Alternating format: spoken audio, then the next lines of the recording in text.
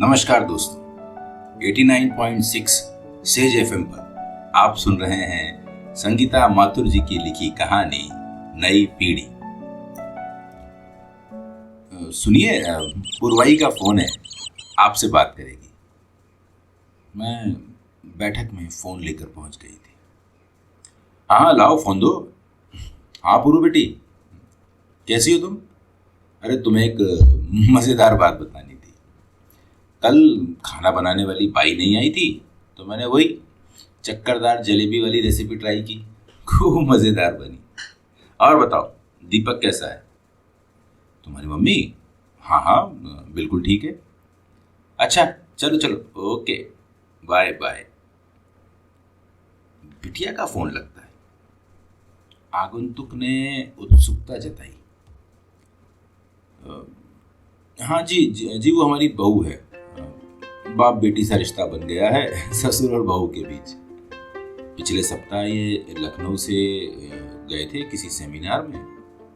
मेरे लिए तो बस एक साड़ी लाए और पुरवई के लिए कुर्ता, टॉप्स, ब्रेसलेट और न जाने क्या क्या उठा लाए। मुझ बेचारी ने तो मन को समझा बुझाकर जिंदगी निकाल ली थी कि इनकी कोई बहन बेटी तो है नहीं। ये बेचारे लड़कियों की चीजें लाना क्या जाने। अब देखिए, बहू के लिए आपको तो बहुत ईर्ष्या होती ना ये सब देखकर? अतिथि महिला ने उत्सुकता से पूछा। अरे अब उस नारी सुलभ ईर्ष्या वाली उम्र नहीं रही, और फिर अपनी बेटी से ईर्ष्या क्या रखना। अब तो मन को यही सोचकर सुकून मिलता है कि चलो वक्त रहते इन्होंने खुद को समय के मुताबिक ढाल लिया, वरना पहले तो मैं यही सोच सोच कर चिंता से मरी जाती थी कि मैं के फोबिया में कैद इस इंसान का मेरे बाद क्या होगा। आगंतुक महिला मेरा चेहरा देखती रह गई, पर मुझे कोई हैरानी नहीं। हाँ, मन जरूर पहले की यादों में भटकने पर मजबूर हो गया। बेटा दीपक और बहू पुरवाई सप्ताह भर का हनीमून मनाकर लौटे थे और अगले ही दिन मुंबई अपनी कार्यस्थल लौटने वाले थे। मैं बहू की विदाई की तैयारी कर रही थी कि तभी दीपक की कंपनी से फोन आ गया। उसे 4 दिनों के लिए किसी ट्रेनिंग के लिए बेंगलोर जाना था। तो मैंने सुझाव दिया पुरवई को भी साथ ले जाना। बोला, मैं तो पूरे दिन ट्रेनिंग में व्यस्त रहूंगा, पुरु बोर हो जाएगी। पुरु तुम अपने पापा मम्मी के पास हो, फिर सीधे मुंबई पहुंच जाना। मैं भी सीधे ही आऊंगा, अब और छुट्टी तो मिलेगी नहीं। क्या सोचकर उस टाइम पुरु वही बोली कि तुम रवाना हो, मैं अपना मैनेज कर लूंगी। दीपक चला गया। अब हम पुरवई के कार्यक्रम का इंतजार करने लगे, लेकिन ये जानकर कि हम दोनों चौंक पड़े, पुरवई कहीं जा नहीं रही थी। उसका 4 दिन बाद यहीं से मुंबई की फ्लाइट पकड़ने का कार्यक्रम था। 2 दिन तो आने जाने में ही निकल जाएंगे, फिर इतने सालों से उनके साथ ही तो रह रही हूँ, अब कुछ दिन आपके साथ रहूंगी, पूरा शहर भी देख लूंगी। बहू के मुंह से ये सुनकर मुझे अच्छा लगा था।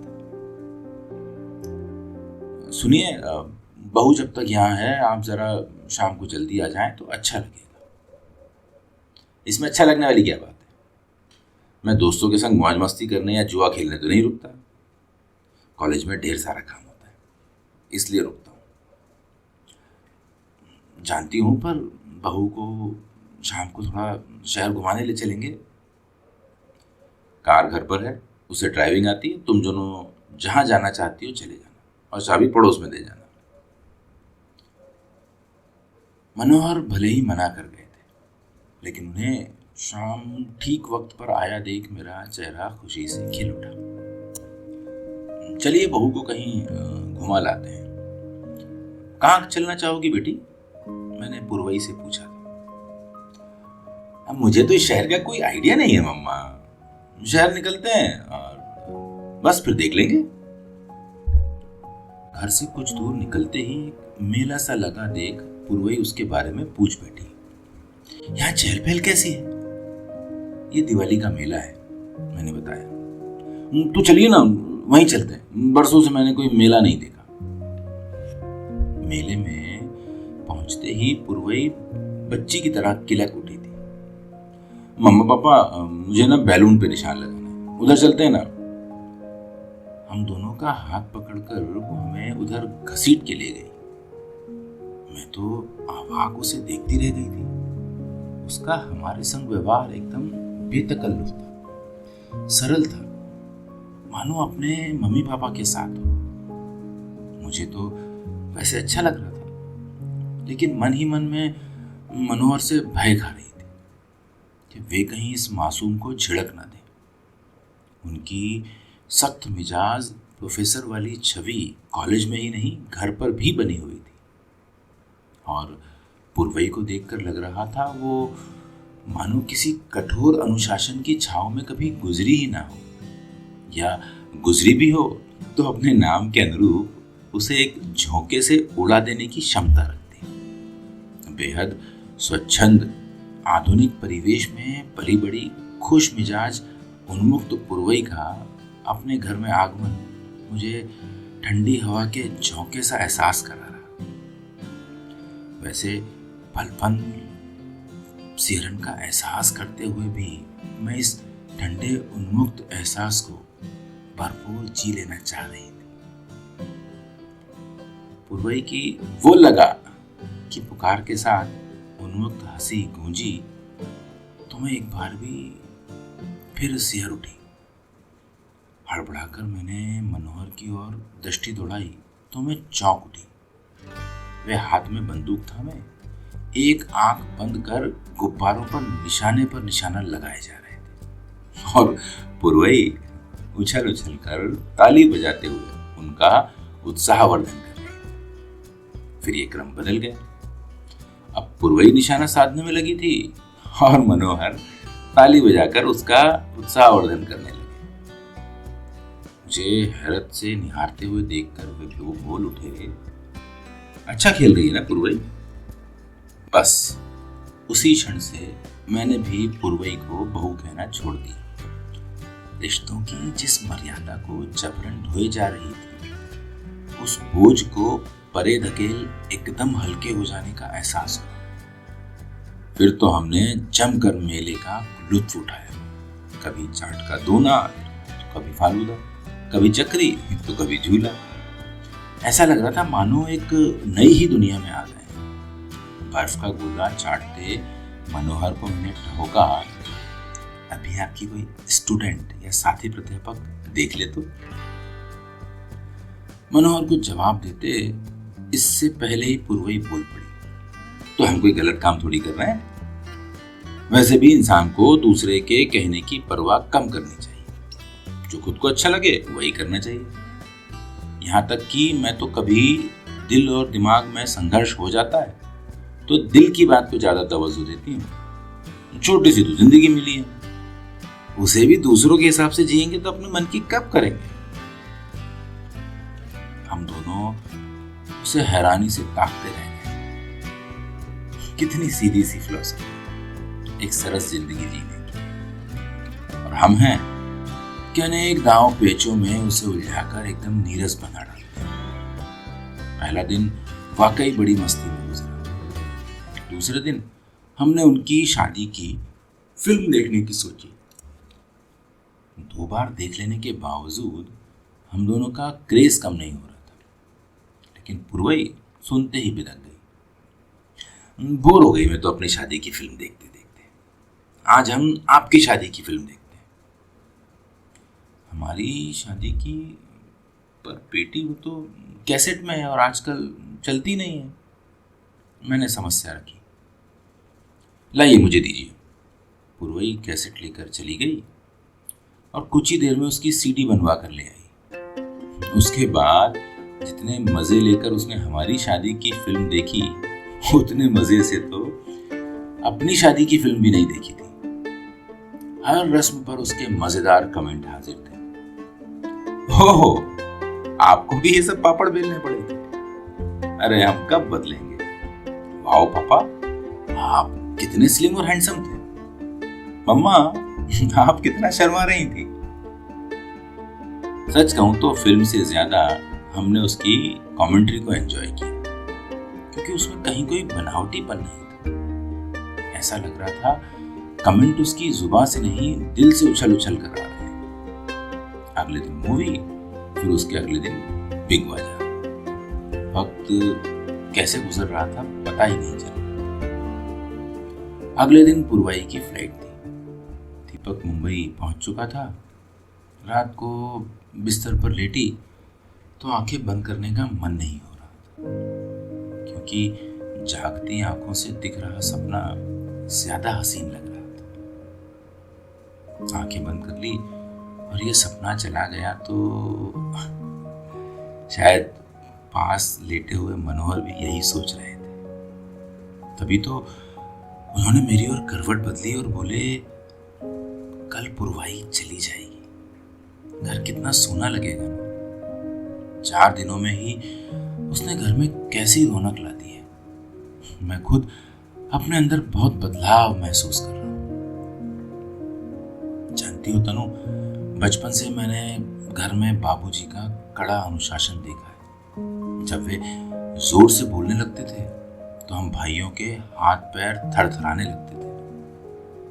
बड़े हुए, शादी हुई और बच्चे हो जाने के बाद तक मेरे दिलो दिमाग पर उनका अनुशासन हावी रहा। जब उनका देहांत हुआ तो मुझे ऐसा लगा कि अब मैं कैसे जीऊंगा, क्योंकि मुझे हर काम उनसे पूछकर करने की आदत हो गई थी। मुझे पता ही नहीं चला कि इस दरमियान कब उनका गुस्सा, उनकी सख्ती मेरे अंदर समाविष्ट होते चले गए।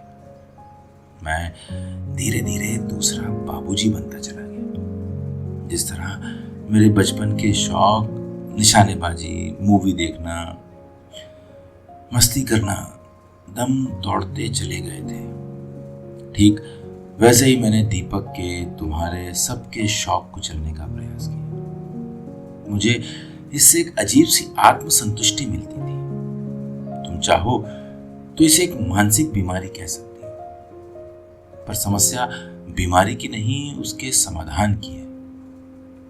पुरवई ने जितनी नरमाई से मेरे अंदर के सोए हुए शौक जगाए हैं और जितने प्यार से मेरे अंदर के तानाशाह को घुटने टेकने पर मजबूर किया है, मैं उसका एहसानमंद हो गया हूं। मैं के फोबिया से बाहर निकलकर खुली हवा में सांस ले पा रहा हूं। सच तो यह है तनु, बंदिशें मैंने सिर्फ दीपक और तुम पर नहीं लगाई थी, खुद को भी वजनाओं की जंजीरों में जकड़ रखा था।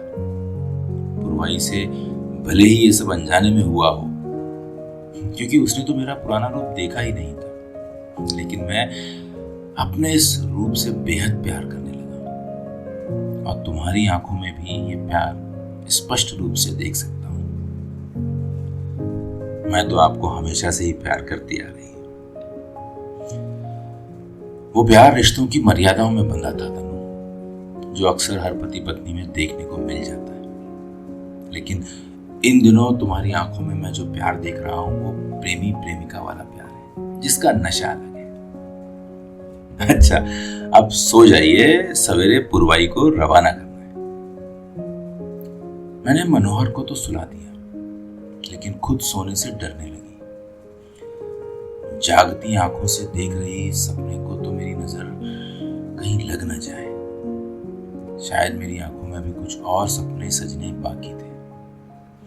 पुरवई को विदा करने के चक्कर में मैं हर काम जल्दी जल्दी निपटा रही थी। भागते दौड़ते नहाने घुसी तो पांव फिसल गए और मैं चारों खाने चित्त जमीन पर गिर गई। पांव में फ्रैक्चर हो गया। मनोहर और पुरवई मुझे लेकर अस्पताल दौड़े। पांव में पक्का प्लास्टर चढ़ गया। पुरवई की फ्लाइट का वक्त हो गया था, मगर वो मुझे इस हाल में छोड़कर जाने को तैयार ही नहीं हो रही थी। उसने दीपक को फोन करके सब हालात बता दिए, साथ ही अपनी टिकट भी कैंसिल करा दी। मुझे बहुत दुख हो रहा था। मेरी वजह से सब चौपट हो गया ना। अब दोबारा टिकट बुक कराना होगा। दीपक अलग परेशान होगा, डॉक्टर दवा पर भी कितना खर्च होगा। ये सब मेरी लापरवाही से घर बैठे जबरन मुसीबत बुला ली मैंने। अरे आप अपने आप को क्यों कोस रही हो मम्मा? ये तो शुक्र है जरा से प्लास्टर में आप ठीक हो जाएंगे, और कुछ हो जाता तो। और रही बात खर्चे की, अरे यदि ऐसे वक्त पर पैसे खर्च नहीं किए तो किस काम के? यदि आपके इलाज में कोई कमी रह जाती और जिसका फल आपको जिंदगी भर भुगतना पड़ता तो पैसा किस काम आता? हाथ पांव सलामत हैं तो इतना पैसा हम चुटकियों में कमा लेंगे। उसकी बातों से मेरा मन वाकई बहुत हल्का हो गया। पीढ़ियों की सोच का टकराव मैं कदम कदम पर महसूस कर रही थी। नई पीढ़ी लोगों के कहने की परवाह नहीं करती, अपने दिल की आवाज सुनती है। पैसा खर्च करते वक्त वो हम जैसा आगा पीछा नहीं सोचती, क्योंकि वो इतना कमाती है कि खर्च करना अपना हक समझती है। घर की बागडोर 2 जोड़ी अनाड़ी के हाथ में आ गई थी। मनोहर को घर का काम करने का कोई खास अनुभव नहीं था। इमरजेंसी में खिचड़ी वगैरह बना लेते थे। उधर पूर्वाई भी पहले पढ़ाई और फिर नौकरी लग जाने के कारण कुछ ज्यादा जानती नहीं थी, पर इधर 4 दिन में मेरे साथ रसोई में लगने से दाल शक्कर के डब्बे तो पता चले ही थे, साथ ही सब्जी पुलाव आदि में भी थोड़े थोड़े हाथ चलने लग गए। वरना रसोई की उसकी दुनिया में मैगी, पास्ता और कॉफी ही थी। मुझसे पूछ पूछ कर दोनों ने 2 दिन पेट भरने लायक पका ही लिया। तीसरे दिन खाना बनाने वाली बाई का इंतजाम हो गया तो सबने राहत की सांस ली। लेकिन इन 2 दिनों में ही दोनों ने रसोई को अच्छी खाली प्रयोगशाला बना डाला था। अब जब जब फोन पर उन प्रयोगों को याद करके हंसी से दोहरे होते रहते हैं। तीसरे दिन दीपक भी आ गया। 2 दिन और रुककर दोनों चले गए। उनकी विदाई का दृश्य याद करके अब भी आंखें छलक उठती हैं। दीपक तो पहले पढ़ाई करते हुए और फिर नौकरी लग जाने पर अक्सर आता जाता रहता था, पर विदाई के दर्द की जो तीव्र लहर हम उस वक्त महसूस कर रहे थे वो पिछले सब अनुभवों से जुदा थी। ऐसा लग रहा था बेटी विदा होकर बाबुल की दहलीज लांग दूर देश जा रही है। पूर्वा की जुबां पर यह बात आ भी गई थी। जुदाई के ऐसे मीठे दर्द की कसक एक बार तब उठी थी जब कुछ दिन पहले मायके से विदा हुई थी। तब एहसास भी नहीं था कि इतने कम अंतराल में ऐसा मीठा दर्द दोबारा सहन करना पड़ जाएगा। पहली बार मुझे पीढ़ियों की सोच टकराती नहीं, हाथ मिलाती महसूस हो रही थी। भावनाओं के धरातल पर आज के युवा प्यार के बदले प्यार देना जानते हैं, और विरह के क्षणों में जब उनका दिल भर आता है तो वो कह भी देते हैं। पुरवई चली गई, पर अब ठंडी हवा का हर झोंका घर में उसकी उपस्थिति का आभास करा जाता है। वो अब हमारी बहू नहीं, बेटी बन चुकी है। बस इतना सा ही था आज का ये किस्सा।